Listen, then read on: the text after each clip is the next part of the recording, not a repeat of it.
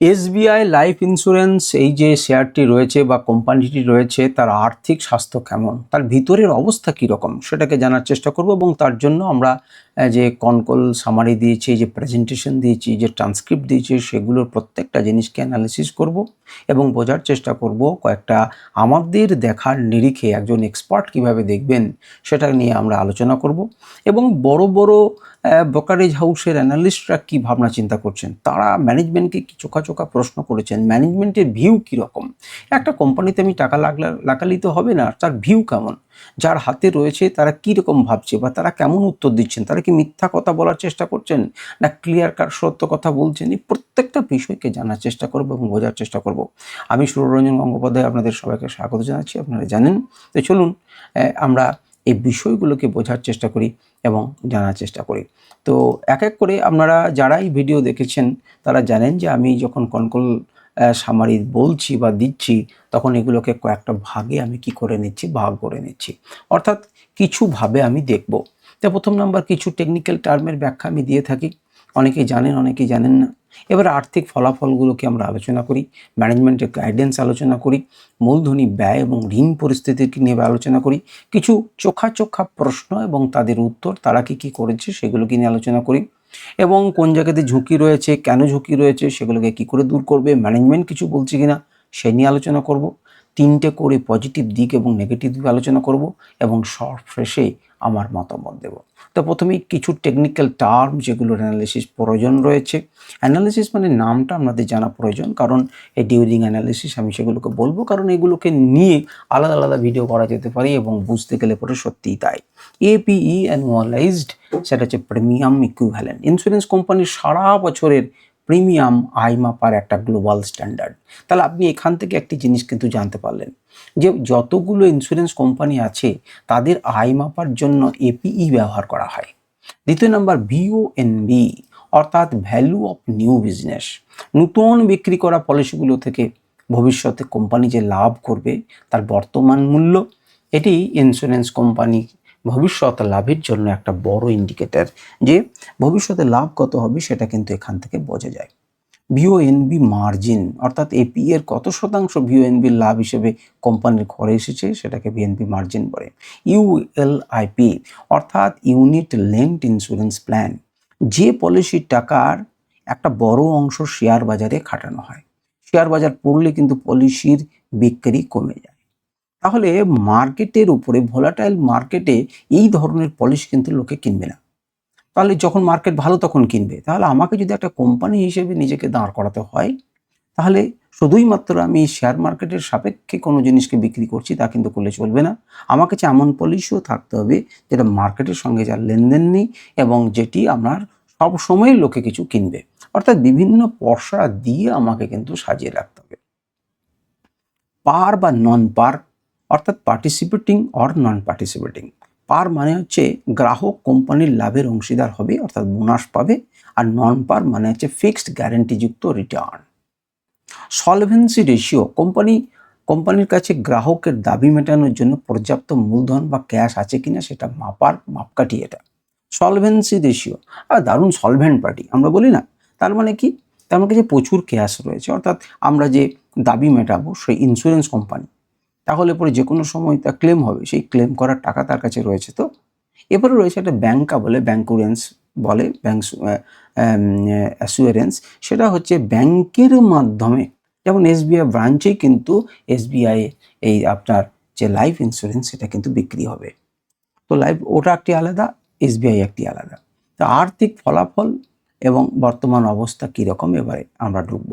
তা প্রথম যে নেট প্রিমিয়াম, মোট যে প্রিমিয়াম আয়, যেটাকে এনবিপি এবং এপি কি বলছে, নিউ বিজনেস প্রিমিয়াম যেটা এনবিপি, সেটা 20% বেড়েছে। তার মানে নতুন কিন্তু প্রচুর কি করেছে, ক্লায়েন্ট এসেছে, ইন্স্যুরেন্স বিক্রি হয়েছে 425.5 বিলিয়ন টাকার, 42,550 কোটি টাকার বিক্রি হয়েছে নতুন বিজনেস।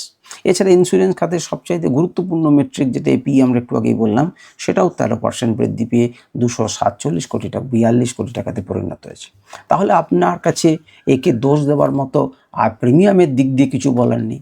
নতুন প্রিমিয়ামও সে বিক্রি করেছে এবং এইটার খাতেও 13% বৃদ্ধি করেছে। সুতরাং আপনি কিন্তু বলেও যেতে পারবেন না যে না ও খারাপ ফল করেছে। এই যে ডবল ডিজিটের গ্রোথ, এটা কি প্রমাণ করছে? না, ইন্স্যুরেন্স বাজারে এসবিআই লাইফের প্রোডাক্টের ব্যাপক একটা চাহিদা রয়েছে। আর যে কোম্পানি বা যে প্রোডাক্টের চাহিদা রয়েছে সেই প্রোডাক্ট বেশি বিক্রি হবে, আর সেই কোম্পানিতে যদি আমি টাকা লাগাই তাহলে পরে আমার টাকা বা সেই ব্যবসা যদি আমি কিনি তাহলে সেই টাকা বাড়বে, এটাই স্বাভাবিক। সুতরাং মার্কেট লিডারশিপ তারা কিন্তু ধরে রেখেছে। দ্বিতীয় নম্বর হচ্ছে নিট লাভ, অর্থাৎ প্রফিট আফটার ট্যাক্স। ট্যাক্স দিয়ে ক টাকা থাকছে না, নিট প্রফিটও কিন্তু মাত্র 2% বেড়েছে। এইখানটায় একটা জটিলতা চলে এসেছে, মাত্র 2% বেড়েছে, এবং এখানে অনেক কিছু ক্লারিফিকেশনের প্রয়োজন আছে যে 2% মানে কি 2%? তার মানে এখানে 2% কেন হলো, কমলো কেন? ওদিকে অত বিক্রি বেড়েছে, আপনি 13% অমুক পার্সেন্ট বলছেন, আর প্রফিট দেওয়ার পর 2% কেন? ট্যাক্স দেওয়ার পর 2% কেন? মাত্র 27.7 বিলিয়ন টাকা কেন হয়েছে? তাহলে আসল সত্যিটাকে আপনাকে বুঝতে হবে। নিট লাভ হচ্ছে মাত্র 2% থেকে বিনিয়োগকারীরা হতাশ হতে পারেন স্বাভাবিকভাবেই, কিন্তু ম্যানেজমেন্টকে যখন জিজ্ঞাসা করা হচ্ছে, ম্যানেজমেন্ট সেই জিনিসটাকে পরিষ্কার করছেন যে এর পিছনে আমার যে আমি টাকা প্রচুর ইনকাম করলাম কিন্তু আমার ট্যাক্স দিতে প্রচুর চলে যাচ্ছে। তাহলে কি করেছে না, জিএসটি দিতে প্রচুর চলে গেল পণ্য এবং পরিষেবা করে, এবং নতুন একটা লেবার ল অ্যাপ্লাই করেছে সরকার, যার জন্য অতিরিক্ত খরচের প্রভাব রয়েছে, আর সেই জন্যই তার ট্যাক্সে বেশি টাকা লাগলো, আর সেই জন্যই প্রফিট আফটার ট্যাক্স কি করলো, কমে গেল। বলছে যদি আমাকে যদি এইগুলোকে না দিতে হতো, আর যদি ওয়ান টাইম রেগুলেটরি প্রভাবগুলোকে আমরা বাদ দিই, তাহলে প্রকৃত নিট লাভ কিন্তু 2% নয়, 29% আমাদের হয়ে যাবে, এবং সেটা হয়ে 31.2 বিলিয়ন ডলার হতো, টাকা হতো আমাদের ইনকাম। সুতরাং কোম্পানির মূল ব্যবসা কিন্তু অনেক দ্রুত গতিতে বাড়ছে। কিছু কিছু ট্যাক্সের প্রভাব রয়েছে, নতুন ট্যাক্সের প্রভাব রয়েছে, তার জন্য কিন্তু আমরা দেখতে পাচ্ছি যে একটু চাপ এসেছে নিট লাভে, কিন্তু ব্যবসা কিন্তু ভালো করেছে। অপারেটিং মার্জিন, কোম্পানির ভিওএনবি মার্জিন 27.5% দাঁড়িয়েছে, যা অত্যন্ত স্বাস্থ্যকর। ভিওএনপি মার্জিন হলো নতুন বিক্রি করা পলিসিগুলো থেকে কোম্পানি ভবিষ্যতে যে লাভ করবে তার মূল্য, সেই মার্জিনটাকে বেড়েছে। তার মানে আমাদের ভবিষ্যতে টাকা ইনকাম করার টাকার কোনো অসুবিধা নেই। জিএসটির প্রভাব যদি বাদ দিই তাহলে মার্জিনটা হতো 29%। মার্জিনটা 27.5% হয়েছে, কিন্তু এই মার্জিনটা 29% পড়লো ওই জিএসটি এবং এই সমস্ত কিছু পড়ার জন্য। গত বছরের তুলনায় যেটা 150 বেসিস পয়েন্ট বেশি, যেটা অত্যন্ত লাভজনকতার একটা লক্ষণ। ইভি শুনলে ইভি গাড়ির কথা ভাববেন না, এমবেডেড ভ্যালু। কোম্পানির এমবেডেড ভ্যালু 15% বৃদ্ধি পেয়ে 807.9 বিলিয়ন টাকা হয়েছে। এটি শেয়ার হোল্ডারদের জন্য একটা দীর্ঘমেয়াদী ভ্যালু ক্রিয়েশনের প্রমাণ। সুতরাং সব দিক দিয়ে এখনো পর্যন্ত ভালো। তাহলে মোটের ওপর বিনিয়োগকারীদের জন্য প্রভাব কি থাকবে না, গুড নিউজ, অত্যন্ত পজিটিভ খবর। রিটেল বিনিয়োগকারীরা 2% লাভ দেখে ঘাবড়িয়েন না। আসলে ভিতরের কোর ব্যবসার প্রফিট কিন্তু 29%, যেটা ব্যবসাটা অত্যন্ত দ্রুত গতিতে বৃদ্ধি পেয়েছে সেটাই তাকে প্রমাণ করে। এবারে ম্যানেজমেন্ট কি ভাবছে এবং তাদের ভিশন কি? তো ভবিষ্যতের লক্ষ্যমাত্রা, আগামী দিনগুলোতে ম্যানেজমেন্ট 14% কি করছে না, 14% আপনার রেভিনিউ এপি গ্রোথ ধরে রাখার লক্ষ্যমাত্রা দিচ্ছে। তারা বলছে আমরা 14% মিনিমাম ধরে রাখবো। আর ভিওএনবিকে 26 থেকে 28% রাখার মতো একটা গাইডেন্স দিয়েছে, এটি 27%-এর ওপরে রাখার চেষ্টা করবে। সুতরাং তাদের লক্ষ্যমাত্রা ঠিকই করেছে, যা মাত্রা কিন্তু ঠিকঠাক আছে। স্ট্র্যাটেজি কি নিয়েছে? দেখুন, কোম্পানি 70% ব্যবসা তো বাজার নির্ভর, কিন্তু বাজার এখন ভোলাটিলিটি দিয়ে যথেষ্ট। তাহলে অনেকেই বাজারে ভাবছে যে শেয়ার মার্কেটে টাকা নেই, কারণ সত্যিকারের হিসেব করতে গেলে 25 থেকে 26 পর্যন্ত খুব বেশি ইনকাম যে করেছে মার্কেট, তা কিন্তু করেনি।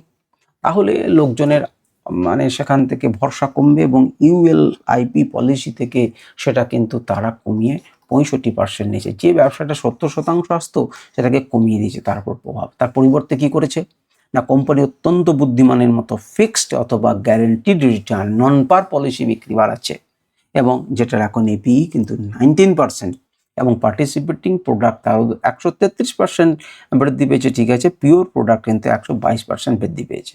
তার মানে তারা নতুন প্রজেক্ট যে আমি কি বলবো স্ট্র্যাটেজি কিন্তু চেঞ্জ করেছে। বাজার পরিবর্তন হচ্ছে ঠিকই আছে, শেয়ার বাজারের প্রোডাক্ট যদি তুমি না কেনো তো আমার কাছে এই জিনিসটাও রয়েছে। তুমি 140 টাকার দামের সরষের তেল খেতে পারো, আমার কাছে 250 টাকারও রয়েছে, তুমি চাইলে সেটাকে নিতে পারো। অর্থাৎ আমি কিন্তু সাজিয়ে রেখেছি যে যে ক্যাটাগরির লোক, যেমন যেমন মানসিকতার লোক, সব রকম মানসিকতার জন্য প্রোডাক্ট আমি এনে রেখেছি এবং আমি শিপটাকে ঠিকঠাক করছি। সুতরাং ঠিকই আছে। নতুন প্রোডাক্ট লঞ্চ, জুন মাসে তারা নতুন প্রোডাক্ট লঞ্চ করছে, রেগুলার পে একটা পেনশন স্কিম ব্যবহার করছে, আপনার হচ্ছে প্রোডাক্ট লঞ্চ করছে। তাহলে নতুন নতুন প্রোডাক্ট লঞ্চ করলে লোকের কিন্তু একটা আগ্রহ থাকে। একই মোবাইল কোম্পানির একটি সব থেকে ব্যাটারি ভালো, ক্যামেরা ভালো, র্যাম ভালো, সব কিছু ভালো করে দিয়ে একটা করে দিচ্ছে না কেন? তারা বিভিন্ন রকম কেন খুলছে? কারণ বিভিন্নের মধ্যে মানুষ কিন্তু ছড়িয়ে যায় এবং মানুষ কিন্তু কেনাকাটা করেন। তাহলে নতুন গ্রাহক কিন্তু টানতে সাহায্য করবে। বিনিয়োগকারীদের জন্য প্রভাব, গুড নিউজ। ইউএলআইপি নির্ভরতা কমানোর জন্য শেয়ার বাজার ক্র্যাশ করলেও কোম্পানির ব্যবসা কিন্তু আগের মতো আর দশ নামবে না, অনেক বেশি স্থিতিশীল হবে। কারণ আর কেউ ওই ধরনের শেয়ার কিনবে না, মানে আপনার ইন্স্যুরেন্স কিনবে না, তার হওয়ার উপায় নেই। কারণ হচ্ছে এরা নিজেরাই ফিক্স করে নিয়েছে, অন্যরকম নতুন করেছে, যেটি বাজারের উপর নির্ভর করবে না।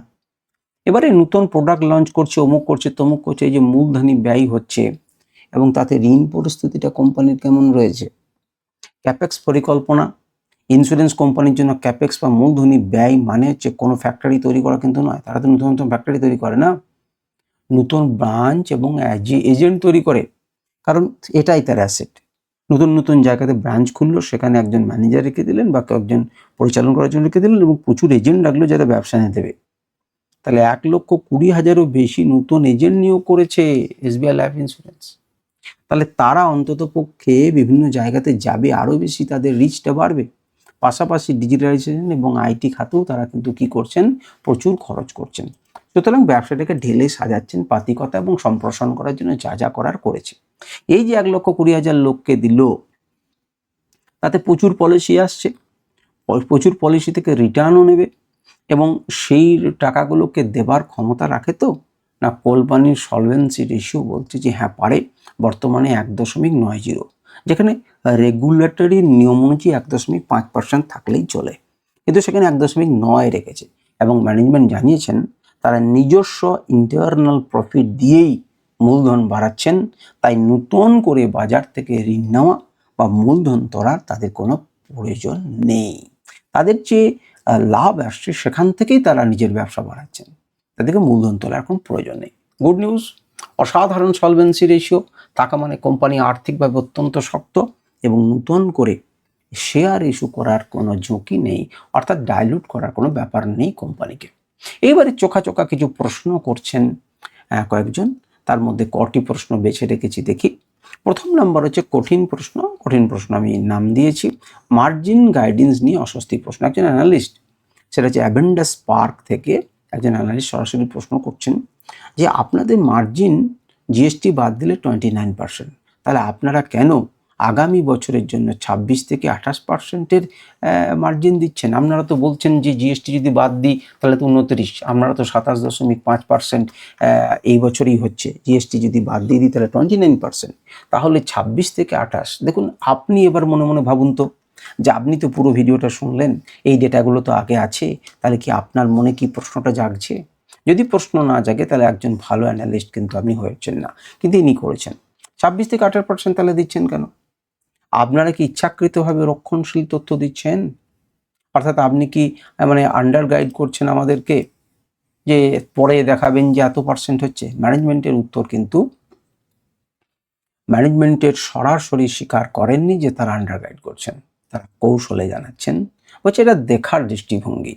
উচ্চ growth rate, high growth rate যেটা থাকছে 14% এবং ভালো প্রোডাক্ট মিক্স একসাথে ধরে রাখা সহজ নয়।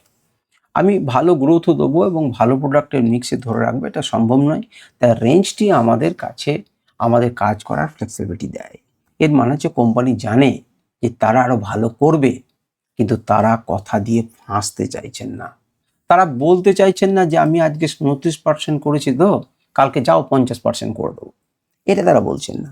তার পরিবর্তে তারা একটা রিজনেবল মার্কিং করে রাখছে যাতে পরে যাদেরকে কেউ দোষ না দেয়, কিন্তু তারা যাতে তারা কিন্তু জানেন যে তাদের প্রোডাক্ট কিন্তু ভালো এবং তারা কিন্তু কাজ ভালো করছেন। তাহলে এই জায়গাটা বুঝে গিয়ে আমাদের কিন্তু কাজ করার চেষ্টা করতে হবে। আর একটি প্রশ্ন কি বলছে না, নমুরার অ্যানালিস্ট আমাদের একটা ভয়ের কথা মনে করে দিচ্ছেন। সম্প্রতি সরকারের এক বড় কর্মকর্তাকে ব্যাংকে ওপেন আর্কিটেকচার অর্থাৎ একটি ব্যাংকে একাধিক ইন্স্যুরেন্স কোম্পানি প্রোডাক্ট বিক্রি করা বাধ্যতামূলক নিয়ে কথা বলেছেন। এটি হলো এসবিআই ব্রাঞ্চগুলিতে অন্য কোম্পানির পলিসিও বিক্রি হবে। তাহলে এসবিআই এর ব্রাঞ্চে যদি অন্য ব্যাংকের পলিসিও বিক্রি হয়, তাহলে কি কোনো না কোনো জায়গাতে এসবিআই লাইফ ইন্স্যুরেন্সের যে একটা মর্যাদা, সেটা কি কোনোভাবে ক্ষতিকর বা ক্ষতিগ্রস্ত হবে, বা লোকের কাছে বিশ্বাস এড়াবে, বা এই পলিসিটা কি কোনো গোলমাল হবে?